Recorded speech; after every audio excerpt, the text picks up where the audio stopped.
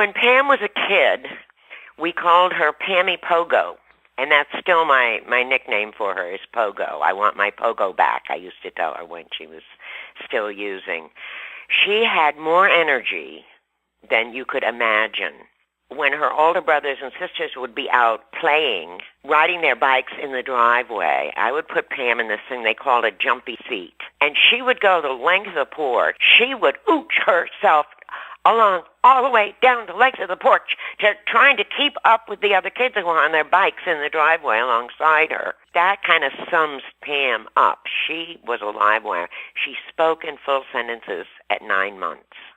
When we were small children, I think I was about 2, my mom had a nervous breakdown, and we were put in foster care, and she was able to get us back.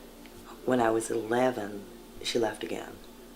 I ended up going into foster care. For 1 year, I had 13 different foster homes. And this was really hard for me. I couldn't accept. My older sister and my brother went to my father's. And at that time, my understanding is that he didn't think I was his. I just was real resistant to the fact that I had to go to foster care, that these other people were going to be my family. I went through, in the foster care, I went through a lot of different stuff, any kind of abuse with different homes. And then they weren't all like that, but I was raped.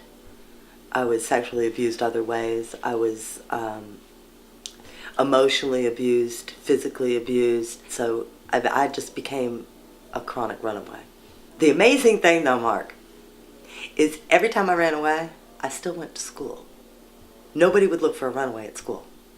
You know, I mean, and that's not why I went, but it's this whole education thing has always been really important to me. I don't know what drove me. I spent a winter sleeping in the back of a tractor trailer, the trailer part of a truck, and it was full of hay and bugs and mice, and it was cold. It was cold, but I got up and I went to school. The school was never even aware. I made good grades. Somewhere I got introduced to acid and cocaine. But nobody ever paid attention to that part. I was a chronic runaway. I had a trouble adjusting. So they put me in this group home that was more for juvenile delinquents.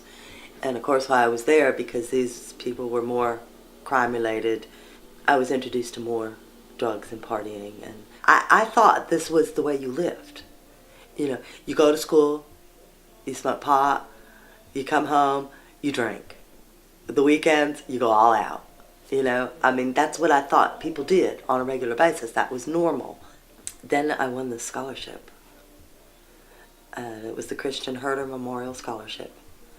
And I won it. I was a star. I got to be in the paper, Cape Cod Times. It was an exciting time for me. I filled out probably 30 or 40 different applications to the universities. How? I don't know. I went to an alternative high school. I didn't get grades. Boston University was like, we'd like you to come here. And I didn't want to go to Boston University. I didn't. But the pressure came on. I got there. I had to live in the dorms. And I wasn't comfortable with that. And the classes that I had to take were awful. And these are probably a whole lot of excuses to what was really going on. So I got pregnant. And I dropped out and got married.